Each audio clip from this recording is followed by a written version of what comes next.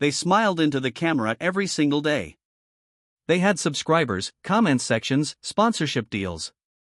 And then, one day, the only thing trending under their name was guilty. These are 5 real bloggers and content creators who built an audience online, and then made headlines for taking a life. Some of them tried to use their own content as an alibi. One live-streamed the aftermath without realizing the world was still watching. And the last one on this list pulled off something so calculated it fooled investigators for months. Stick around, you're not going to believe how close he came to getting away with it. Let's start the countdown. In 2017, a young couple from rural Minnesota ran a small YouTube channel built entirely on pranks and stunts. Mona Lisa Perez and her boyfriend, Pedro Ruiz III, had around 26,000 subscribers, not huge, but growing. And growing a following meant constantly raising the stakes. So Pedro came up with an idea. He'd hold a thick, hardcover encyclopedia against his chest. Mona Lisa would fire a handgun straight at it. The book, they believed, would stop the bullet completely. It wasn't a small pistol. It was a .50 caliber Desert Eagle, one of the most powerful handguns sold to civilians. Hours before they filmed, Mona Lisa posted online, "Me and Pedro are probably going to shoot one of the most dangerous videos ever. His idea, not mine." She fired from about a foot away. The bullet tore straight through the book and into Pedro's chest. He died at the scene. Mona Lisa was pregnant with their second child at the time. She was charged with second-degree manslaughter, not murder. The court agreed there was no intent to kill. She pleaded guilty and was sentenced to 180 days in jail, a lifetime firearms ban, and 10 years of supervised probation. It's a brutal reminder of where the chase for views can lead.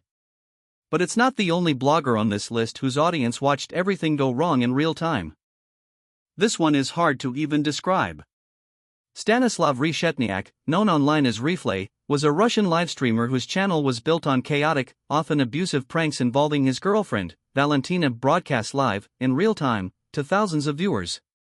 During one stream, after a physical altercation, he left her alone in a hallway, half-dressed, in freezing conditions, supposedly to sober her up, partly egged on by chat. Eventually he went to check on her. She was unconscious. He dragged her to the couch, started crying on camera, and begged his own viewers to call an ambulance for him instead of doing it himself. By the time paramedics arrived, she was already dead. And in the gap between finding her and the ambulance showing up, he sat back down in front of the camera and kept drinking champagne on stream while she lay there.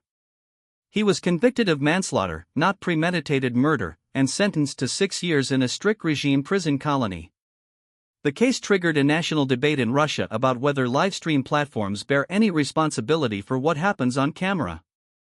Disturbing as that is, it's still not the most calculated story on this list. That belongs to a filmmaker who was so obsessed with a TV show, he tried to live it out for real. If you've seen the TV show Dexter, about a bloodspatter analyst who secretly murders people, you'll recognize the inspiration behind this next case. Mark Twitchell was a Canadian aspiring filmmaker who ran an active blog and fan page dedicated to the show, at one point even posting online in character as its lead. He had a wife, a young daughter, and dreams of making it in the film industry. In 2008, Twitchell rented a garage and turned it into something disturbingly close to a real kill room, plastic sheeting on the walls, a table, weapons laid out, almost identical to the show he idolized. He used a dating website to lure men to that garage, posing as a woman looking for a date. One man got suspicious and escaped before anything happened, too embarrassed to tell anyone. The next man wasn't as lucky. Johnny Altinger thought he was going on a date. Investigators believe Twitchell struck him with a pipe, stabbed him, and dismembered the body afterward. What gave him away? Police found a file on his laptop titled SK Confessions, a chillingly detailed account of the killing, written like a screenplay. Twitchell insisted it was fiction. The blood evidence in his car said otherwise. In 2011, he was convicted of first-degree murder and sentenced to life without the possibility of parole for 25 years. He wanted to be remembered for his films. Instead, true crime documentaries are the only productions carrying his name. But even an obsession with a fictional killer doesn't compare to what's coming at number 2, a blogger who filmed himself laughing about it minutes after the fact.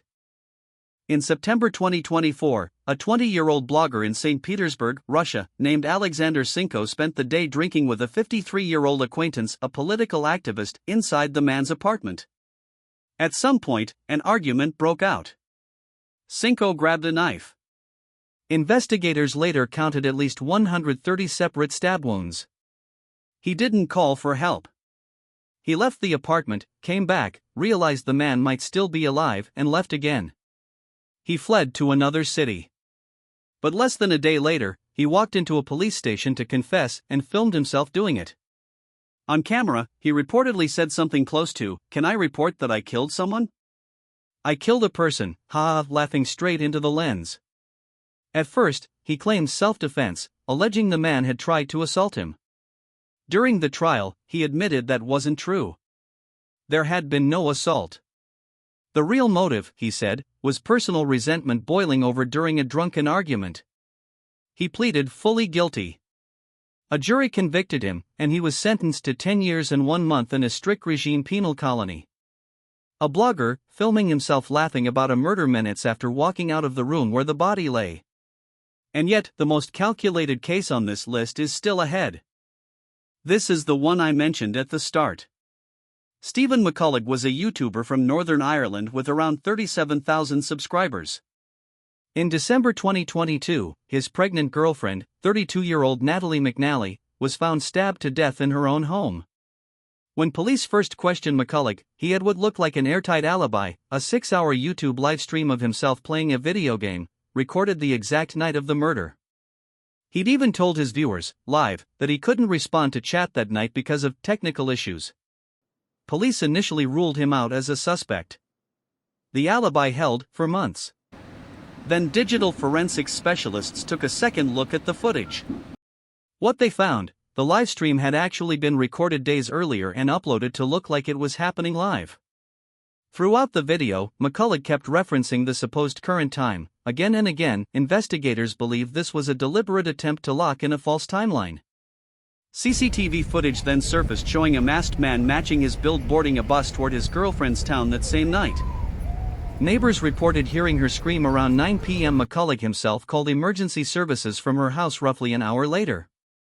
In March 2026, after a trial prosecutors called unprecedented for its level of premeditation and deception, a jury found him guilty in just 2 hours. He was sentenced to life in prison, with a minimum of 31 years before he's even eligible for parole, one of the longest sentences ever handed down in Northern Ireland. His YouTube channel, the same one that was supposed to prove his innocence, was taken down hours after the verdict. 5 bloggers. 5 platforms that were supposed to make them famous for their content, not for what happened off camera. Which one of these shocked you the most? Tell me in the comments and subscribe, because this is far from the last one.